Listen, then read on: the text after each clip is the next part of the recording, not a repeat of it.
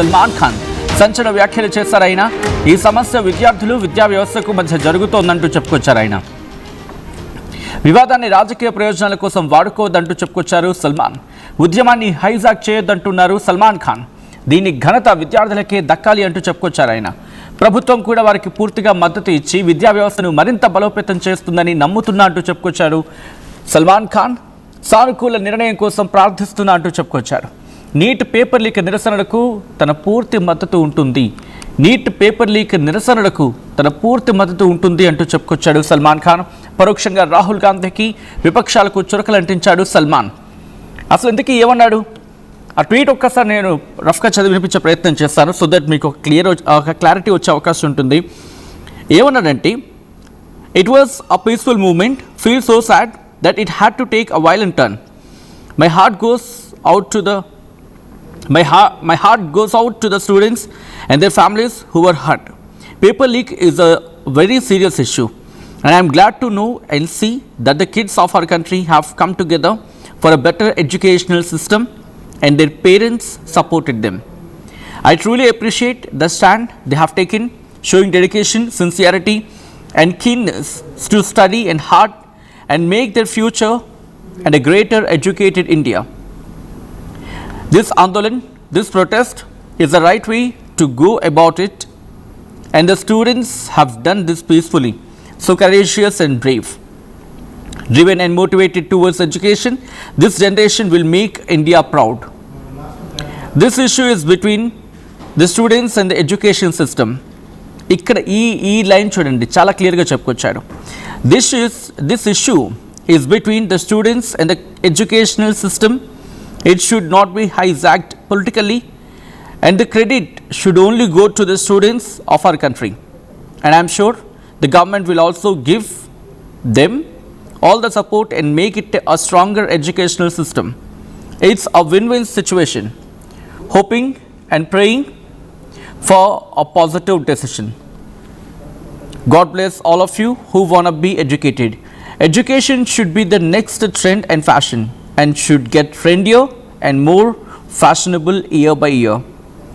इतना का बाहर से लोग come to India to study and India becomes an educational hub.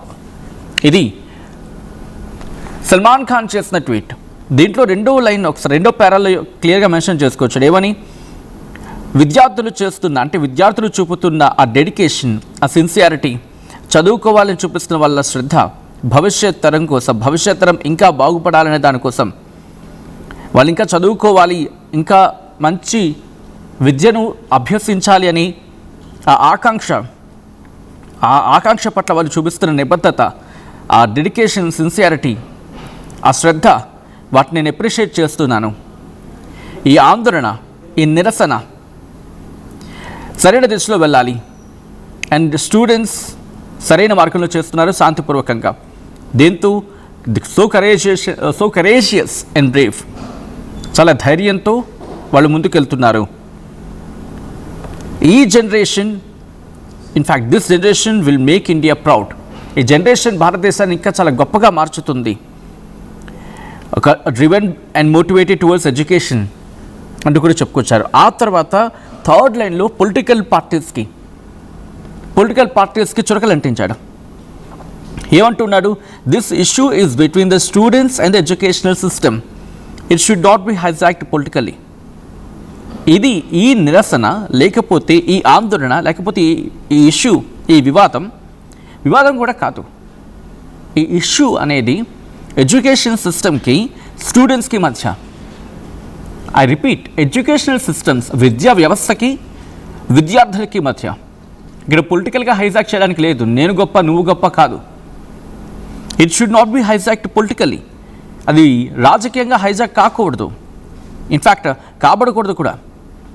The credit should only go to the students of our country, and I am sure the government will also give them all support and make it stronger education system. ఇది పొలిటికల్గా hijack కాకూడదు అంటే ఏమంటున్నాడు? ఇటు భారతీయ జనతా పార్టీకి, ఇటు కాంగ్రెస్కి, ఆమ్ ఆద్మీ పార్టీకి అండ్ టీఎంసీకి, భారతదేశంలో ఉన్న అన్ని పార్టీలకి చెప్తూ ఉన్నాడు ఒక్క మాటలో. ఇది పొలిటికల్గా హైజాక్ కాకూడదు. ఇది విద్యార్థులకి, అలాగే విద్యా వ్యవస్థకి విద్యార్థులకి మధ్య జరుగుతున్న సంఘర్షణ ఇది హైజాక్ కాకూడదని చెప్పి కోరుకుంటున్న సందర్భాన్ని చెబుతూనే ఏమంటున్నాడు, ఇంకా ఎడ్యుకేషన్ సిస్టమ్ బాగుపడేందుకు ప్రభుత్వం కూడా పూర్తి స్థాయి మద్దతు ఇస్తుందని చెప్పి అనుకుంటున్నాను. ఇది win win situation, hoping and praying for a positive decision అంటూ కూడా education should be the next trend and fashion true అని చెప్తూ ఉన్నాడు ఇక్కడ. And should get trendier and more fashionable year by year. ప్రతి ఏడాదికి ఇంకా ఫ్యాషన్ అవ్వాలి, ఇంకా ఫ్యాషన్ అయ్యేలాగా, ఫ్యాషనబుల్ అయ్యేలాగా చెయ్యాలి. इतना के बाहर से लोग come to India to study and India becomes an educational hub. బయట నుంచి ఎంతమంది చదువుకోవడానికి ఇక్కడికి వస్తూ ఉంటారు. ఇండియా ఎడ్యుకేషనల్ హబ్గా మారాలి అని ఆకాంక్షిస్తున్నాడు Salman Khan. So Bollywood hero Salman Khan చేసిన కమెంట్స్ని ఎలా చూడొచ్చు, డీటెయిల్గా మాట్లాడుకుందాం. ఈ అంశానికి సంబంధించి పూర్తి సమాచారం అందించేందుకు మరి కాసేపట్లో మా ఏపీ ఇన్పుట్ ఎడిటర్ కృష్ణమోహన్ ఫోన్లో జాయిన్ కాబోతూ ఉన్నారు. ప్రస్తుతం ఈ విషయాన్ని, ఈ డెవలప్మెంట్స్ని కీన్గా అబ్జర్వ్ చేస్తూ ఉన్నారు కృష్ణమోహన్. లాఠీ చార్జ్పై సల్మాన్ ఖాన్ రియాక్ట్ అయిన సందర్భం అండ్ నేను మీకే విడిచిపెడుతున్నాను. ప్రస్తుతం సల్మాన్ ఖాన్ చేసిన స్టేట్మెంట్స్ మీ రియాక్షన్ ఏంటి? సల్మాన్ ఖాన్ ఇది పొలిటికల్గా హైజాక్ అవుతోంది అని అర్థం వచ్చేలా చెప్పుకొచ్చిన సందర్భం. మా AP input editor Krishnamohan updates అందించేందుకు సిద్ధంగా ఉన్నారు. కృష్ణమోహన్, ఇది పొలిటికల్గా హైజాక్ అవుతోందా అనే క్వశ్చన్ రైజ్ అవుతున్న సందర్భం. సల్మాన్ ఖాన్ చేసిన స్టేట్మెంట్స్ తర్వాత మరింత బలం చేకూరుతూ ఉంది. ఇది నిజంగా పొలిటికల్గా హైజాక్ అవుతుంది అనుకోవాలా? స్థిరంగా ఎప్పుడు లేని సమస్య కొంత తీవ్రతరం మారిందని అనుకోవాలి. ఒకవైపు చాలా మంది బీజేపీ సంబంధించిన నేతలు కూడా ఇండియాలో ఉండి స్టార్లుగా ఎదుగుతున్నారు, వేల కోట్ల వ్యాపారాలు చేస్తున్నారు. మరోవైపు కొత్త ప్రాజెక్ట్స్ నడుపుతున్నారు. కొన్ని వేల కోట్ల రూపాయలకు సంబంధించిన ప్రాజెక్ట్స్ సల్మాన్ ఖాన్ మీద ఇప్పుడు తిరుగుతున్న పరిస్థితి. అంటే ఈ సందర్భంలో ఆయన చేసిన వ్యాఖ్యలు రెండు వైపులా కొంత మనం కామెంట్స్ కానీ చూసుకున్నా కూడా మనకి రెండు వైపులా కొంత క్లియర్ గా సల్మాన్ ఖాన్ ని విమర్శిస్తున్న పరిస్థితిని కొంత చూస్తున్న నేపథ్యం కూడా మనం చూడొచ్చు.